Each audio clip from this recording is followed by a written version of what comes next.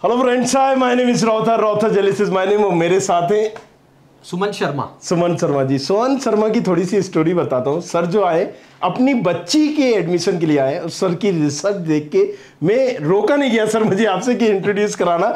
सो इतनी रिसर्च करिए, मैं थोड़ा सा बताना भी चाहता हूँ।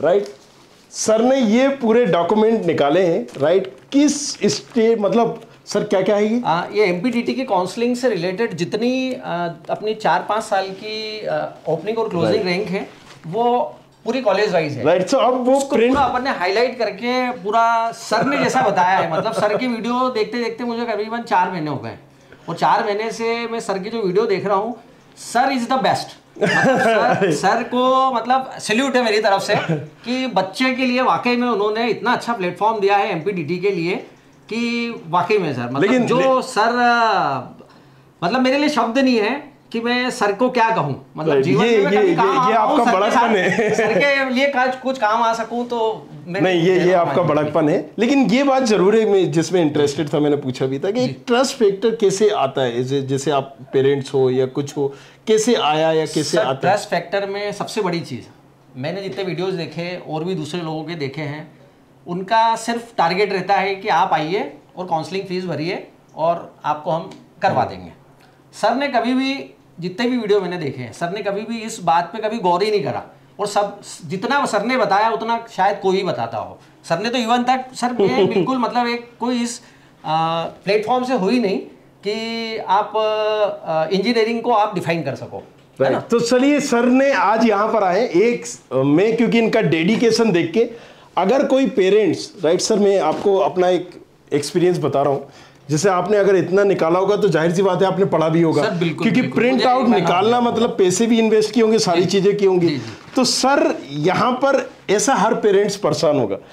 तो आपके उपलक्ष्य में आप यहाँ आए, प्रेडिक्टर में सबके लिए फ्री कर रहा हूँ आज से। अरे सर, अभी से आज से इसी टाइम से सबके लिए फ्री है, क्योंकि ये कंसर्न सही आप बोल रहे हो। राइट, सबको, ताकि एक आइडिया भी हो जाए। ये सब आपने निकाला, क्यों ना आप अपनी रैंक डाल के पता कर लो। हाँ, किसी तरह का कोई चार्जेस नहीं है, प्रेडिक्टर आप लोग फ्री कर दीजिए। राइट, आई एम जस्ट इनके बाद विद इन 1 घंटे के अंदर जैसे ये वीडियो आप लाइव देखेंगे, प्रेडिक्टर आपको फ्री मिलेगा। प्रेडिक्टर के लिए course.student खबरी पर आप वहीं जाएंगे, वहां पर काउंसलिंग टूल में मैं डाल दूंगा ये काउंसलिंग टूल में सर। तो मैं ये एक और काम करना चाहता हूं, जब आपने ये सब किया है तो इन तमाम चीजों से आप फ्री हो जाओगे। 2022 में किस राउंड में क्या कट ऑफ गया था वो आपको वहां पर मिल जाएगा। तो सर इसके अलावा और इसके अलावा एक चीज और मैं बोलना चाहूंगा, जोसा काउंसलिंग से या सरकार से ही बोलना चाहूंगा कि इस बार जो उन्होंने 75% का क्राइटेरिया करा है कि आप जोसा काउंसलिंग में या दूसरे और अदर्स की स्टेट्स में जो वेल नोन है, जो एनआईटी या आईआईटीज के लिए है, तो उसमें जो परसेंटेज का क्राइटेरिया रखा है कि आप नहीं कर सकते, उसमें मेरे बहुत से परिचित इतने बच्चे हैं कि जिनके 98 परसेंटाइल होने के बावजूद वो 74% सिर्फ सीबीएसई में आके रुक गए हैं। आप दूसरा और अदर स्टेट्स का देखेंगे, जितना भी परसेंटाइल आया है इनका टॉप 20 परसेंटाइल में, तो उसमें यही डिफाइन किया गया है कि जैसे बिहार का देखेंगे तो 68% है मात्र।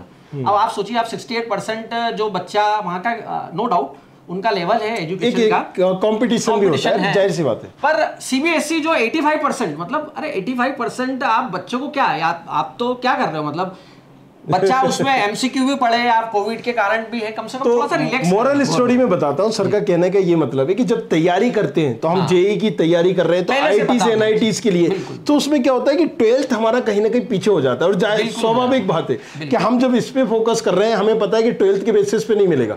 अब जैसे अभी मैं एमपीटीटी की बात करूं, अगर आपके 12th में 96% भी है और जेडब्ल्यू में आपकी 8 लाख भी रैंक है, ये भारी है सर। यहाँ पर भी राइट, 8 लाख की रैंक पर जो कॉलेजेस आपको मिलेगा, ये 96% वाला भी नहीं दिला पाएगा यहाँ पर।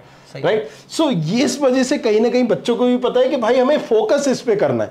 और उस वजह से आप जब सीबीएसई बोर्ड दिला रहे होते हो तो एक क्राइटेरिया होता है, अगर किसी को आईटी से एनआईटी भी चाहिए तो एक लिमिट है कि इतना % होना चाहिए। तो मेक श्योर करिए। राइट, सर का एक्सपीरियंस देके मैं समझ ही गया हूँ। तो बाकी सारी चीजों के लिए इसी तरह से बने रहिए। 77,000 कुछ रैंक थी, मैं चॉइस फिलिंग भी बता ही देता हूँ सर। कितनी रैंक थी आपकी अपने? 66,940। राइट, तो रैंक काफी अच्छी है। 66,940 general category, female category. Right. अब यहाँ पर आप टारगेट कर रहे हो 2 ही कॉलेजेस है ना, तीसरा कोई करने की जरूरत भी नहीं है, क्योंकि अगर आप जेईसी भी डालोगे तो अभी आपको बस फर्स्ट राउंड में CS IT नहीं मिलेगी, इसके बाद जो डालोगे वो मिल जाएगी। आपने वो लिया और अपग्रेड किया तो इसके भी चांसेस है, आप इसको छोड़ दीजिए जेईसी को। हमने क्या रखा, DABB और HGS ITS। DABB HGS ITS में से भी आपको सोचना पड़ेगा कि हमें क्या चाहिए, राइट। जैसे आप यहाँ पर CS IT ET डालोगे, राइट, यहां पर भी आपने यही ब्रांच डाली, इसके बाद पर्टिकुलर आपको डालना है अपग्रेड के हिसाब से, क्योंकि यहां पर अभी आपको मिल नहीं रहा है, और ये आपको रिसर्च में भी पता चल ही चुका होगा, राइट। अब यहां पर जैसे हमने ये डाला, इसके बाद हम डालेंगे EI, क्योंकि हमें अपग्रेड करना है। EI दोनों की, अब जिसको ऊपर रखना है वो आप पहले रखिएगा, जिसको बाद में रखना है वो ऊपर रखिएगा। इसके बाद हम वापस आ जाएंगे कि हमें कहां पर चाहिए, किस कॉलेज में चाहिए। अब जो हम डालेंगे अभी फर्स्ट राउंड में वो पर्टिकुलर आपको मिल जाएगा, जिस भी कॉलेज की डालेंगे। देखिए चॉइस फिलिंग इतना इजी है। अब आपने कहा कि मुझे HGS ITS में चाहिए, तो HGS ITS की जो भी ब्रांच इसके बाद आप डालोगे वो मिल जाएगी। आपने कहा DABB में चाहिए तो वो मिल जाएगी। फिर हमें उसको पर्टिकुलर अपग्रेड और दूसरी चीजों के लिए देखना है, इंटरनली के लिए। बट यहां पर अगर मान लीजिए मुझे मैकेनिकल चाहिए या सिविल चाहिए, अब आपको कौन सी ब्रांच चाहिए सर, कुछ सोचा है इसके बाद? इसमें सर वही EI के लिए और ETC के लिए ही कर रहा था। तो वो तो मैं आपको बता ही दूंगा टारगेट के लिए। अगर आपने यहाँ पर मान लीजिए मैकेनिकल डाली, राइट, मैकेनिकल मिल गई, आप चाहते हो कि नहीं मुझे मैकेनिकल मिल जाए किसी तरह से, तो यहाँ पर आप सिविल डाल दो, सिक्योरिटी की रीजन से इलेक्ट्रिकल डाल दो, दैट्स इट। इसके अलावा कुछ, अगर किसी कारणवश जो कि होगा नहीं, आपको वही मिल जाएगा जो मैंने बोला, इसके बाद जो वो डालोगे वही मिल जाएगा। किसी कारणवश मैकेनिकल अगर आपको नहीं मिला तो यहां पर इलेक्ट्रिकल मिला, अपग्रेड में 100%, 500, 1000% पक्का है। फीमेल है आप तो ये डालोगे फौरन मिल जाएगा। तो ये सारी चीज इस हिसाब से आपकी चॉइस फिलिंग होना, दैट्स इट। अरे सर का समझाने का तरीका ही ऐसा है कि मतलब एक समझदार होगा ना, वो तो अपने आप से ही चॉइस फिलिंग कर लेगा, राइट।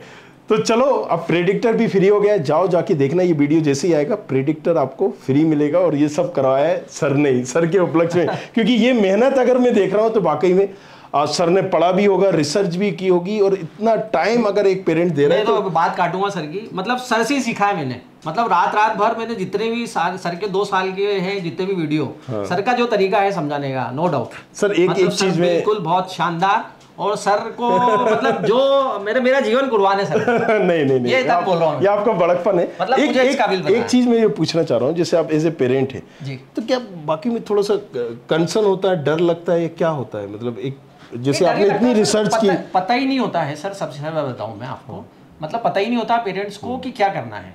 और उनके गुरु सर आप जैसे लोग हैं, यदि वाकई में इस दुनिया में, वो कहते नहीं कि 5% के लोगों के कारण ही चल रही है ये इंडस्ट्री, तो बस वो सर हैं उन 5% में, बाकी तो सब प्रोफेशनल हैं। मैं कुछ नहीं कहना तो एज ए पेरेंट्स मान लीजिए बच्चे को हमें ये कॉलेजेस होगा या नहीं, वो मैं समझना चाह रहा हूँ, ताकि अगर नेक्स्ट टाइम जब हम काउंसलिंग करें तो क्या हम लेके आ सकते हैं, इस पे हम बैठ के चर्चा करेंगे। एज ए पेरेंट्स क्या होता है कि मेरे बच्चा ये कॉलेजेस ये किस तरह का कंफ्यूजन आता है? जैसे ही आपका जेईई का रिजल्ट आता है तभी से आपको कंसर्न होना चाहिए। कम से कम पुराने 1 साल के आप वीडियोस देखिए कि किस रैंक पे क्या आया है, आपको क्या मिल सकता है। जैसे सर ने जो 2 बनाए हैं, मैंने सर ये बात भी सही है, क्योंकि रैंक के बाद मेन इंपॉर्टेंट है चॉइस फिलिंग, वही होता है चॉइस फिलिंग। और आपने चॉइस फिलिंग कैसी करी है, सारा दारोमदार ही उसी का है, बाकी सब तो सेकेंडरी चीज है। चलिए, तो सर से अब गप्पे सप्पे होती रहेंगी, लेकिन आप जरूर जाके देखना इस वीडियो को भी, प्रेडिक्टर को भी फ्री कर दिया, जाओ जाके देखो, कोई जरूरत नहीं पे करने की, आप यूज करिए। Thank you very much, thanks a lot.